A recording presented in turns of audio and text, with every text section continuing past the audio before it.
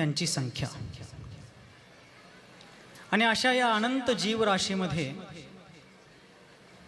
आपण पाहतो आहोत की कोणी सुखी आहे, कोणी दुःखी आहे, कोणी काळा आहे, कोणी गोरा आहे, कोण मनुष्य बनला, कोण पशु झाला, कोण स्वर्गीय सुखाचा उपभोग स्वर्गामध्ये घेतो आहे, कोण नरकात खितपत पडलेला आहे, कोण उच्च कुलामध्ये येऊन सन्माननीय जीवन जगतो आहे, कोण तुच्छ जीवन जगण्यासाठी बाध्य झालेला आहे.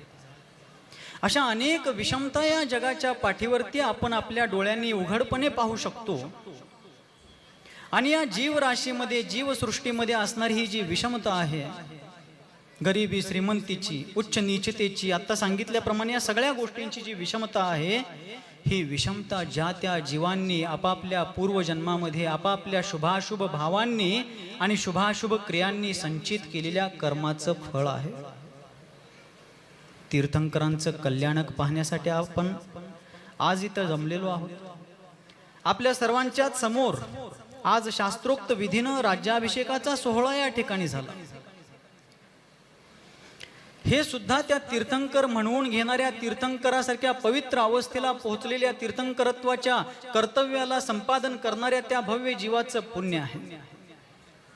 पण ते पुण्य त्यांच्याकडे जबरीनं आलेलं नाही किंवा त्यांनी ओरबाडून घेतलेलं नाही आहे.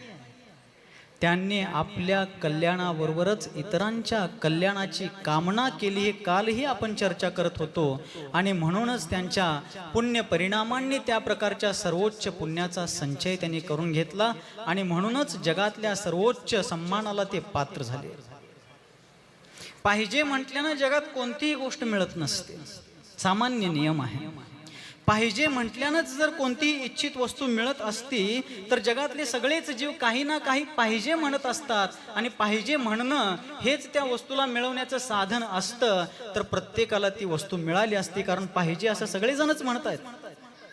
पण सुख पाहिजे म्हटल्यानं मिळत नाही, दुःख नको म्हटल्याने मिटत नाही. त्या प्रकारचं सदाचारी, शिष्टाचारी, सभ्य जीवन जगण्याचा पुरुषार्थ करावा लागतो.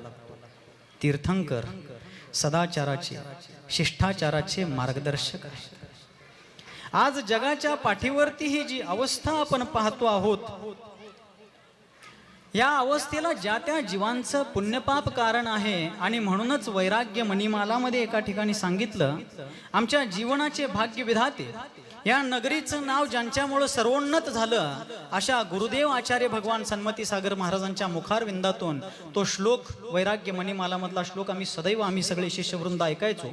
ते नेहमी सांगायचे, सुखी कुणाला करितात भोग, दुखी कुणाला करितात रोग. ऐकायला लागले सगळे? कानानं ऐकायला लागलाय का ध्यानानं ऐकायला लागलाय? कोण कोण ऐकायला लागलाय? जरा हात वर करा बघू. जराच पाटल्या दिसणार नाही तेवढंच वर करा. जरा खाली. हा बस, शाबाश.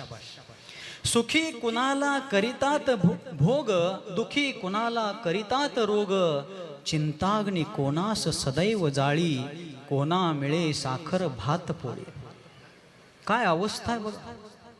एक व्यक्ती असा आहे ज्यानं पूर्वजन्मामध्ये काहीतरी धर्म पुरुषार्थ केला होता, परोपकार केला होता, दानपुण्य केला होता, त्याग तपस्या व्रत संयमाचा अनुष्ठान केला होता आणि त्या फलस्वरूप त्यानं अत्यंत प्रभूत मात्रेमध्ये पुण्याचा संचय केला होता. आणि म्हणूनच जन्माला येतानाच तो तोंडातून सोन्याचा चमचा घेऊन आला होता.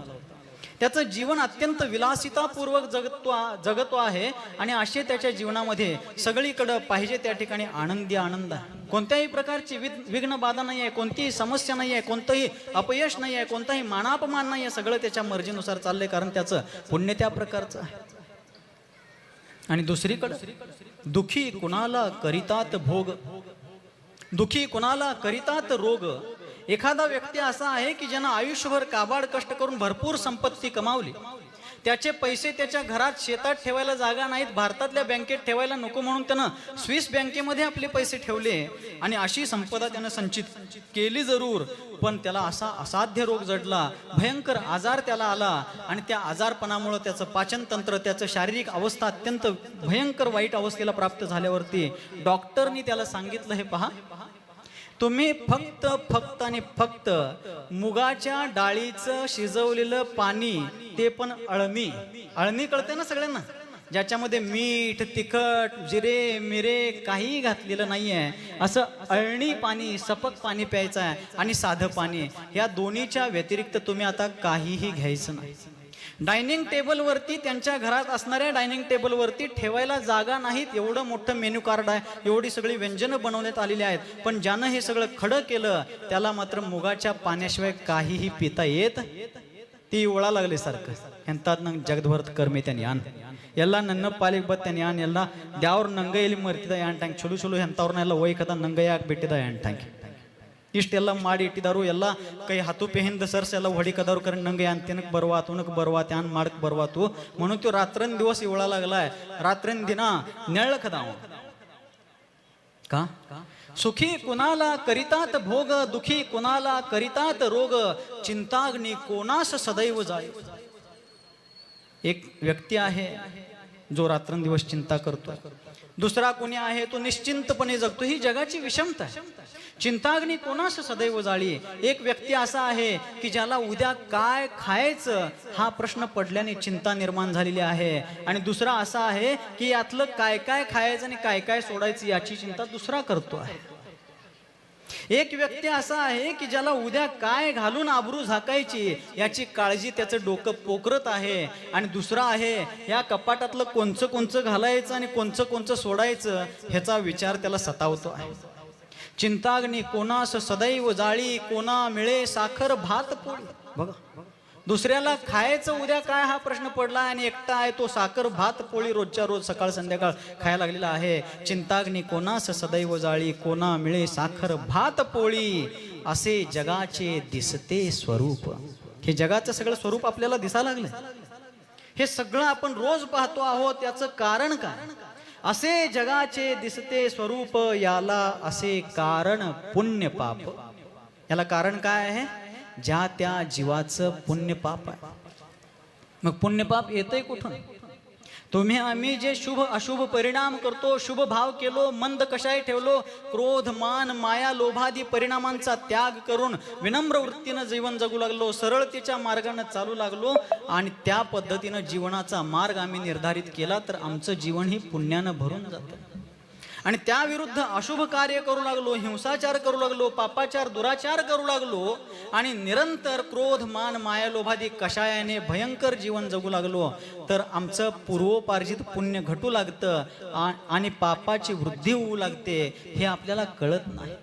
आचार्य विद्यासागरजी महाराजांनी एका ठिकाणी म्हटलेलं आहे, कर्म चुपके से आता है. काय म्हणतात ते? लक्ष देऊन ऐकायचं. कर्म चुपके से आता है और रुला के जाता है. कर्म करत असताना आपल्याला लक्षात येत नाही की मी काय कर्म करायला लागलोय, ते भविष्यात काय फळ देणार आहे, त्याचे कसे भयंकर परिणाम असणार आहेत, हे कर्म करत असताना कधीच लक्षात येत नसतं. कर्ज काढत असताना कर्ज काढणारा एकदम हवेत असतो. आता पैसे हातात आले, चैनी करायचं, चंगळ करायचं, पण हप्ते ज्या वेळेला फेडायचे होत नाहीत आणि नोटिसा यायला चालू होत्यात, आणि लिलाव जप्ती ज्या वेळेला त्याच्यावरती प्रसंग उद्भवतो, त्यावेळेला त्याच्या लक्षात येतं. आचार्य विद्यासागरजी महाराज म्हणतात, कर्म चुपके से आता है और रुला के जाता है. क्या करता है? रुला के. कर्म येताना अगदी चुपचाप येतं, ती प्रक्रिया कळत नसते, पण जेव्हा ते फळ देऊ लागतं त्यावेळेला ते रडवल्याशिवाय सोडत नाही. म्हणून कर्म करत असताना कोणतीही दांभिकता, कोणताही अहंकार, मान कशाय, क्रोधादी भाव नकोत.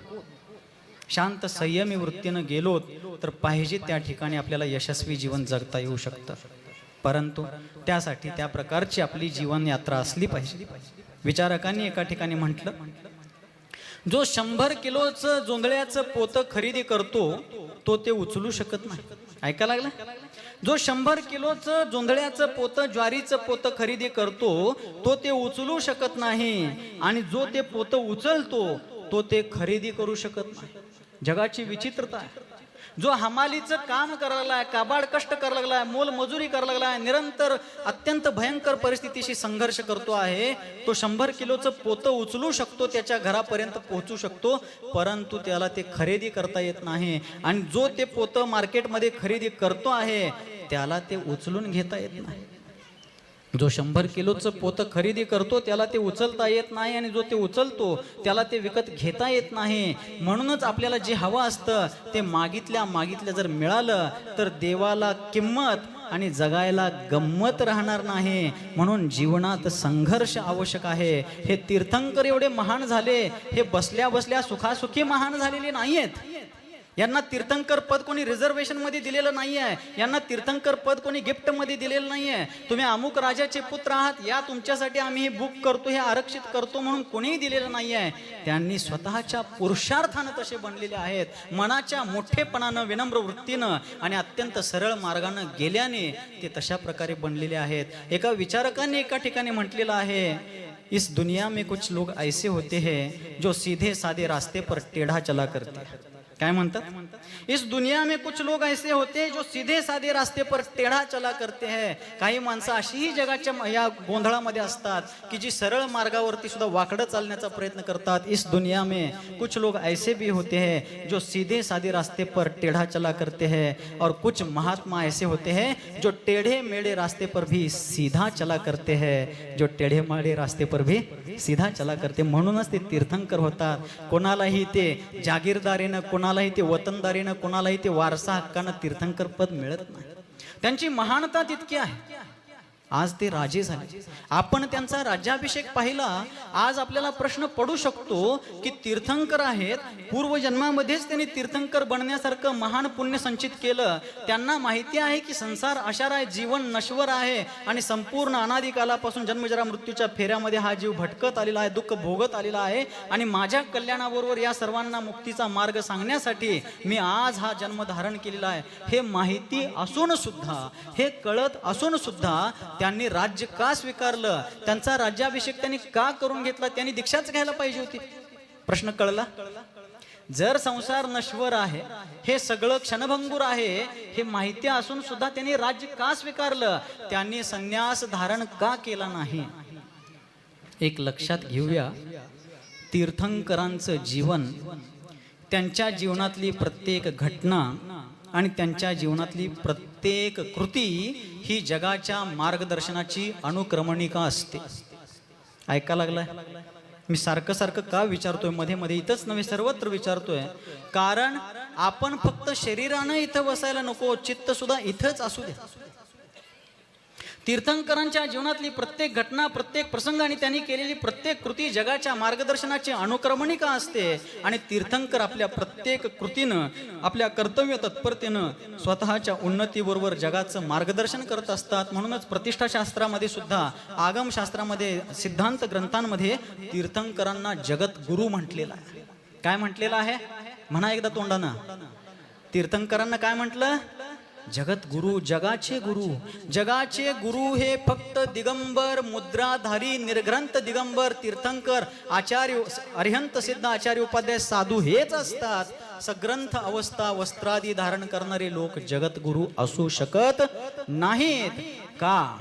का विचारा तुम्ही प्रश्न. फक्त अंधश्रद्धेनं माझं ऐकून जाऊ नका, क्रॉस करा. मला प्रश्न विचारा, महाराज का? कलिकाल सर्वज्ञ भगवान कुंद आचार्य देवांनी सांगितलं, उद्या दीक्षा कल्याणकाची विधी आपण इथं करणार आहोत, त्यावेळेलाही आपण या विषयावरती चर्चा करू. कुंद आचार्य देवांनी एका ठिकाणी सांगितलं, नवी सिज्जई वत्थ धरो जिन सासने जैवी होई तिथयरो, नग्गो विमोक्ष मग्गो सेसा उमग गया सब. जैन शासनामध्ये तीर्थंकर होणारा जीव जरी असला, ज्याचं गर्भ कल्याणक झालेला आहे, जन्म कल्याणक झालेला आहे, पण तो अजून राज्य धारण केलेला आहे, वस्त्रादी परिग्रह धारण केलेला आहे, जोपर्यंत त्यांनी त्या परिग्रहाचा त्याग करत नाहीत तोपर्यंत तीर्थंकर असले तरी सुद्धा त्यांना मुक्तीची प्राप्ती होणार नाही. नग्गो विमोक्ष मग्गो, निर्ग्रंथ अवस्था हाच मुक्तीचा मार्ग आहे, मुक्तीचा उपाय आहे. म्हणून तीर्थंकर जगद्गुरु आहेत आणि ते आपल्या कृतीनं जगाचं सदैव मार्गदर्शन करत असतात. आपण काल तीर्थंकरांच्या जन्म कल्याणकाची चर्चा केली. तीर्थंकरांचा जन्म झाल्यानंतर जसं जसं ते शुक्ल पक्षातल्या चंद्राप्रमाणे वाढत जातात, कलेनं चंद्रमा जसा पौर्णिमेपर्यंत विकसित होत जातो, तसं तसं तीर्थंकरांच्या जीवनाचा विकास वयाच्या अपेक्षेनं, आयुच्या अपेक्षेनं, गुणांच्या अपेक्षेनं, ज्ञानाच्या अपेक्षेनं, अनुभवाच्या अपेक्षेनं, अन्य अनेक गुणवत्तेच्या अपेक्षेनं निरंतर ते वृद्धिंगत होत जातात. आणि होता होता ज्या वेळेला तीर्थंकर होणारे जीव वयाच्या 8 वर्ष अंतर मुहूर्त पूर्ण करतात. किती म्हणा? किती? 60 नव 60 म्हणा लागलाय. 8 हो 60 नव किती? 8 इयर्स ओल्ड. बरोबर.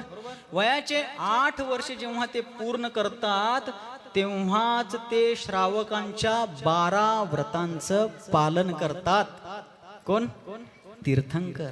राजाचे पुत्र आहेत, क्षत्रिय कुलोत्पन्न आहेत, जन्मापासूनच राजवंश आणि राजदंड ज्यांना वारसा हक्कानं प्राप्त होणं निश्चित झालेलं आहे. असं असून सुद्धा तीर्थंकर वयाचे 8 वर्ष अंतर्मुहूर्त झाल्या झाल्या श्रावकांच्या 12 व्रतांना धारण करतात. ऐका लागलाय?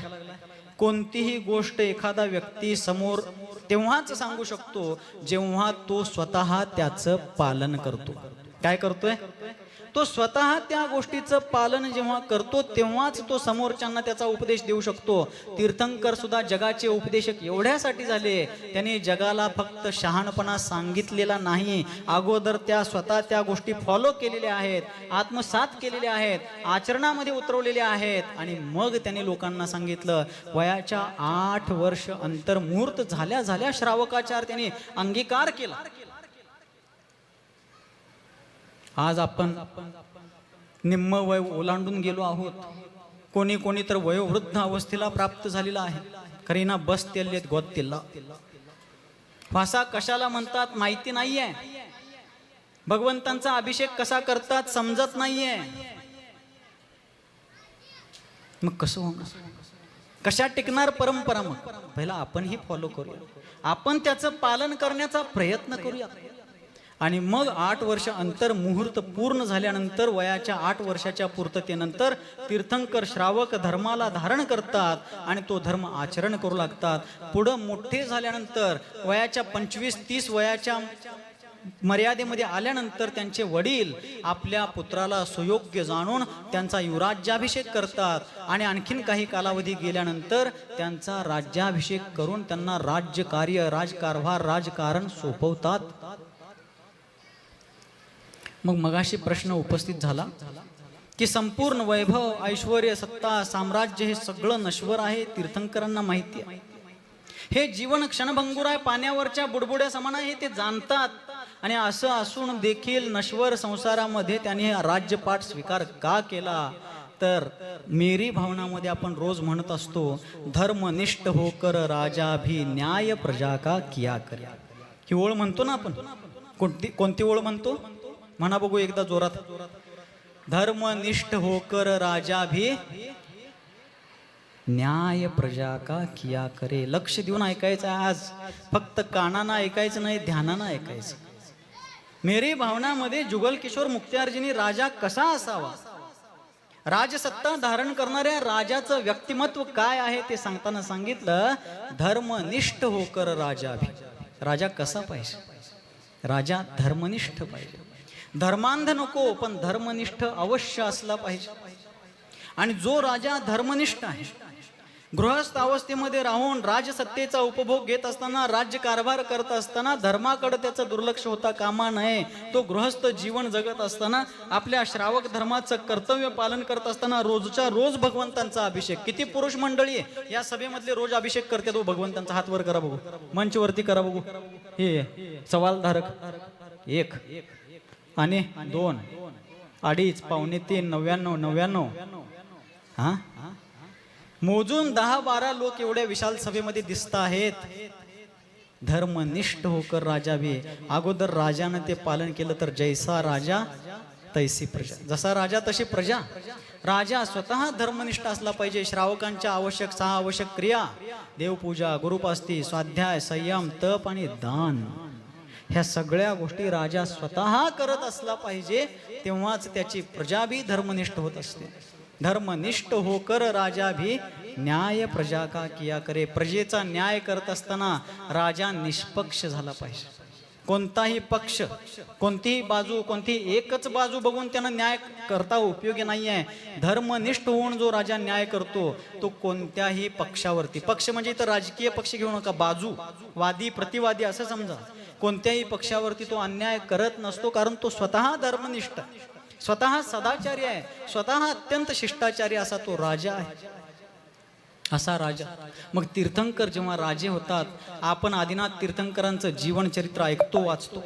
आणि त्या आदिनाथ तीर्थंकरांच्या कालामध्ये जेव्हा ते अजून युवराज होते, अजून राज्य त्यांच्याकडे आलेलं नव्हतं, त्यांचे वडील महाराज नाभिराज राज्य सत्तेमध्ये बसलेले असताना कल्पवृक्षांचा जेव्हा अभाव होऊ लागला, त्यावेळी प्रजा त्राहिमाम त्राहिमाम करत त्यांच्या पित्यांच्याकडे महाराज नाभिराजांच्याकडे येते आणि त्यांना याचना करू लागते की महाराज, कल्पवृक्षांचा अभाव होतो आहे, आम्हाला उदरनिर्वाह करणं कठीण होत आहे, चरितार्थ चालवणं असंभव झालेलं आहे आणि आपण आमच्या जीवनाचा उद्धार करावा, आमची रक्षा करावी, अशी विनंती ज्यावेळेला महाराज नाभिराजांच्याकडे केली गेली, त्यावेळेला त्यांनी सांगितलं की प्रजाजन हो, राजा कसा असतो, किती विनम्र असतो, किती शालीन असतो, किती शिष्टाचारी अहंकाराने रहित असतो.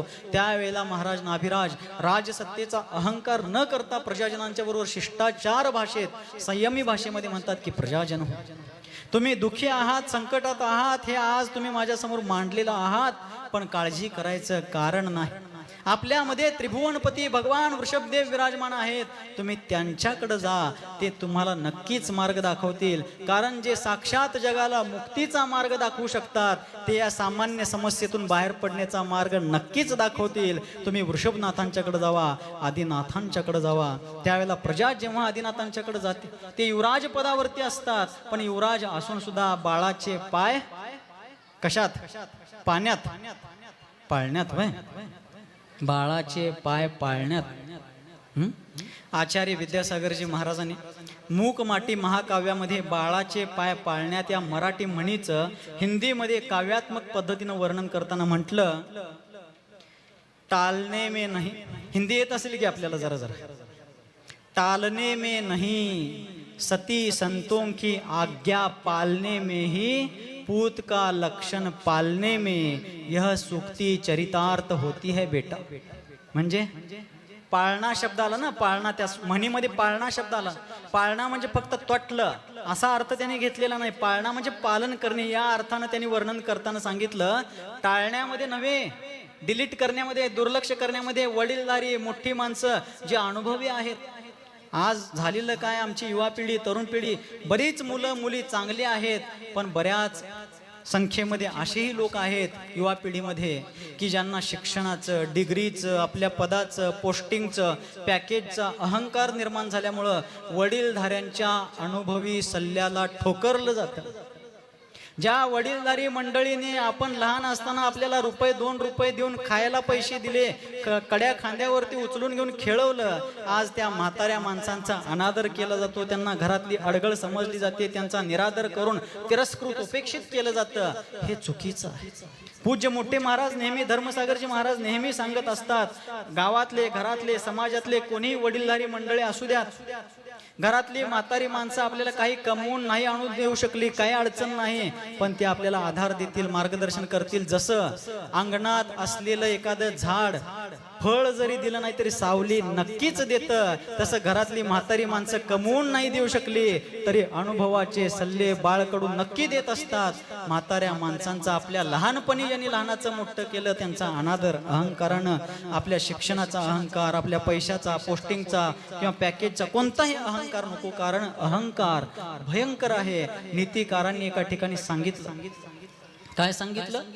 ते म्हणतात, मोठा माणूस तो नव्हे जो स्वतःला मोठा म्हणतो. मोठा माणूस तो नव्हे जो स्वतःला मोठा म्हणतो. मोठा माणूस तोच जो दुसऱ्यांना कधी लहान समजत नाही. तो मोठा माणूस ज्याच्याजवळ मनाचा मोठा. म्हणून आपलं पोस्टिंग, आपलं पॅकेज, आपली डिग्री, आपलं शिक्षण, आपलं कौशल्य, आपलं ज्ञान, कशाचा अहंकार करायला नको. महाराज नाभिराजाने अहंकार केला नाही की तो माझ्यापासून जन्माला आलाय, त्याच्याकडे काय विचारताय, मी बसलोय की इथं. त्यांनी सांगितलं, माझ्याजवळ येण्याची गरज नाहीये. त्रिभुवनपती भगवान वृषभदेव आपल्यामध्ये उपस्थित आहेत, जा त्यांच्याकडं, ते तुम्हाला मार्ग दाखवतील. आणि वृषभनाथांच्याकडे गेल्यावरती त्यांनी प्रजाजनांचं दुःख ऐकून घेतलं आणि स्वयंभू स्तोत्रामध्ये, कंटाळा आलाय काय, आला असला तर हात वर करा, आला नसला तर करा बघू. नाही आला, निश्चितच. छान. आदिनाथ तीर्थंकरांच्याकडे घरात ते अजून राज्यपदावरती असताना जेव्हा प्रजाजन गेले तेव्हा आदिनाथांनी त्यांचं ऐकून घेतलं. त्या घटनेचं वर्णन स्वयंभू स्तोत्रामध्ये भगवान समंतभद्र आचार्य देवानी करताना सांगितलं. प्रजापतिर्यः प्रथमं जिजी विशुः शशास कृष्यादिषु कर्मसु प्रजा.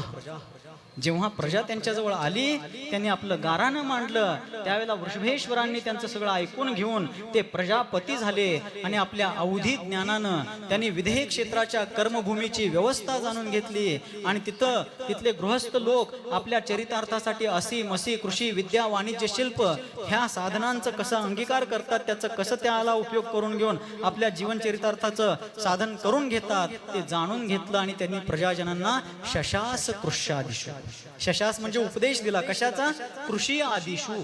असी मसी कृषी आदी 6 क्रिया सांगितल्या ना चरितार्थाच्या, त्याचा उपदेश आदिनाथ तीर्थंकरांनी दिला. आपल्याला गर्व झाला पाहिजे. कशाचा? स्वतःच्या कोणत्याही गोष्टीचा नव्हे, आपल्या संस्कृतीचा, आपल्या पूर्वजांचा, आपल्या पुराण पुरुषांचा गर्व झाला पाहिजे. आज आपण काय म्हणतो? आमचा भारत कृषी प्रधान देश आहे, आमचा भारत विश्वगुरु आहेच, नो डाऊट. पण आमचा भारत कृषी प्रधान देश का झाला? तर या भारताला, या विश्वाला सर्वात प्रथम आदिनाथ तीर्थंकरांनी उपदेश दिला. ऋषी बनो, या कृषी करो, ही संस्कृती आदिनाथ तीर्थंकरांनी दिली. म्हणून जगाच्या पाठीवरती आज भारत विश्वगुरु आणि कृषी प्रधान देश आहे. त्याचं श्रेय आदिनाथ तीर्थंकरांना. हा आमचा इतिहास. पण आम्हाला सवड कधी आमचा इतिहास जाणून गेला का? महाराज आम्हाला ना मग सैक सवड हत्ती ते महाराज सवड लागते. यवाग साव भरती तिळ्यांगिल्ला साव यवाग भरती तेवाग आगलांतुत आगलागा कयांतुत कयागा बायांतुत बायाग म्हणत. ಎಷ್ಟು बी बाजीराव इरली, बाबूराव इरली, ಎಂತ बी राव इरल्या नडदाव किती पण त्याला वडून धरा थांबणार नाही. मृत्यू एक कटू सत्य. म्हणून मरायच्या अगोदर माणुसकीनं, नम्रतेनं, शालीनतेनं, सात्विकतेनं, सभ्यतेनं, शिष्टाचारानं जगण्याचा प्रयत्न करूया म्हणतो मी. करा म्हणत नाहीये मी. जगाला शहाणपणा सांगत नाही. मीही त्याच्यामध्ये स्वतः प्रयत्नशील आहेच. आणि मग आदिनाथ तीर्थंकरांनी कृषी आदी 6 क्रिया सांगितल्या चरितार्थाच्या साधनासाठी. आणि पुढे जाऊन त्यांनी आपल्याच महान ज्ञानाच्या बळावरती संपूर्ण राज्य साम्राज्याचा त्याग केला. मग एवढं सगळं कळत असून सुद्धा, हे सगळं नश्वर क्षणभंगुर आहे माहिती असून सुद्धा राज्य त्यांनी का स्वीकार केलं? हा प्रश्न अजून शिल्लक. तर तीर्थंकरांच्या जीवनातली प्रत्येक घटना ही जगाची मार्गदर्शिका आहे, मार्गदर्शनाची अनुक्रमणिका आहे. का? तर त्यांनी 8 वर्ष, मगाशी सांगितलं होतं, 8 वर्ष पूर्ण झाल्याबरोबर श्रावकाचार अंगीकार करतात. कारण ते बोलून जगाला शहाणपणा सांगत नाहीत, आपल्या आचरणानं, आपल्या कृतीनं जगाला ते शहाणपणा शिकवतात, जगाला मार्ग दाखवतात. आणि मग त्याने आपल्या कृतीनं लोकांना श्रावक धर्माची प्रेरणा दिली. पुढे ते राजे झाले. श्रावक असून सुद्धा अनुव्रत, गुणव्रत, शिक्षाव्रतांचे धारक असून सुद्धा त्यांनी आपल्या जीवनामध्ये राज्यपद धारण केलं. आणि ते राज्य सुद्धा धर्मनिष्ठ होऊन न्याय नीतीपूर्वक केलं. एका राजाचं कर्तव्य का? तो राजा किती धर्मात्मा असला पाहिजे, पाप भिरू असला पाहिजे, निष्पक्ष असला पाहिजे, प्रजाहित वत्सल असला पाहिजे, शरणागतांना निरंतर अभय प्रदान करणारा असला पाहिजे, कोणत्याही प्रकारचा भेदभाव न करता. आपले जैन आचार्य सोमदेव सुरी नावाचे एक महान आचार्य होऊन गेले. कोणते आचार्य हो? म्हणा बघू जोरानं एकदा. कोणते? सोमदेव सुरी. सुरी म्हणजे आचार्य. सोमदेव सुरी नावाचे एक महान आचार्य होऊन गेले. आणि त्या आचार्य देवांनी एका ग्रंथाची रचना केली, नीती वाक्यामृतम. म्हणा कोणता ग्रंथ? नीती वाक्यामृतम. नीती म्हणजे कायदा, नीती म्हणजे कानून, नीती म्हणजे लॉ. नीती शब्दाचा मूळ अर्थ आहे कायदा, कानून, लॉ. ठीक आहे. नीती वाक्यामृतम. ज्या ग्रंथामध्ये आचार्यांनी कायद्याचं वर्णन केलंय, कोणी म्हणू शकेल निर्ग्रंथ आचार्य दिगंबर मुनी आहेत आणि त्यांनी कायद्याचं, राजकारणाचं वर्णन कसं काय केलं बरं? त्या ग्रंथामध्ये नीतिवाक्यामृतम या ग्रंथामध्ये आचार्य सोमदेव सुरींनी राजा कसा असला पाहिजे, त्या राजाचं मंत्रिमंडळ सल्लागार लोक कसे असले पाहिजेत, का उगाच हा मध्ये हा मिसळून मुजरागिरी करणारे लोक असले पाहिजेत, नाही. राजा चुकत असला तर ठामपणे त्याच्या चुकीचा विरोध करणारे त्याचे मंत्रिमंडळ सल्लागार असले पाहिजेत. उगाच हुजरेगिरी आणि मुजरेगिरी करणारं मंत्रिमंडळ कधीही असू नये. ते राजाला आणि राज्याला पतनाच्या डबऱ्यात घालतात, स्पष्टच आहे. म्हणून मंत्रिमंडळाने राजाला वाईट वाटेल याचा विचार न करता मधुरतापूर्वक मृदुतापूर्वक पण स्पष्टपणे चूक की बरोबर हे नजरेत आणून देणं हे मंत्रिमंडळाचं कर्तव्य आहे.